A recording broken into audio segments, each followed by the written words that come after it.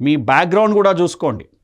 కొన్నిసార్లు మేము చూస్తున్నాము ఆన్లైన్ క్లాసులు చెప్తున్నప్పుడు బ్యాక్గ్రౌండ్ వేరే వాళ్ళు ఉంటారు, బ్యాక్గ్రౌండ్ వేరే వాళ్ళు కనిపిస్తుంటారు. కొన్నిసార్లు అభ్యంతరకరమైనటువంటి బ్యాక్గ్రౌండ్ కూడా కనిపిస్తూ ఉంటుంది.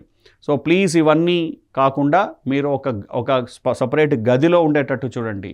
మీరు కెమెరా ఆన్ చేసుకుంటే బ్యాక్గ్రౌండ్ పర్ఫెక్ట్గా ఉండేటట్టు చూడండి. లేదా ఒక కర్టెన్ వేసి కర్టెన్కు ముందు మీరు కూర్చొని మీకు అంటే మీ కెమెరా కర్టెన్కు మాత్రమే కనిపించేటట్టు, మీరు మాత్రమే కనిపించేటట్టు చూసుకోండి. ఆ గదిలోకి ఎవరిని రానివ్వకండి మీరు పాఠాలు వింటున్నప్పుడు. ఇలాంటి జాగ్రత్తలు తీసుకోండి. దీనివల్ల ఏమవుతుందంటే మీకు ఒక పద్ధతి అలవాటు అయిపోతుంది. అంటే మీకు వినేటప్పుడు అది బాగా అర్థమవుతుంది. డెఫినెట్గా అది మీ కెరియర్కు యూజ్ అవుతుందండి. సో కూర్చొని క్లాస్లో కూర్చొని పర్ఫెక్ట్గా నిటారుగా మీరు రాస్తూ వినండి.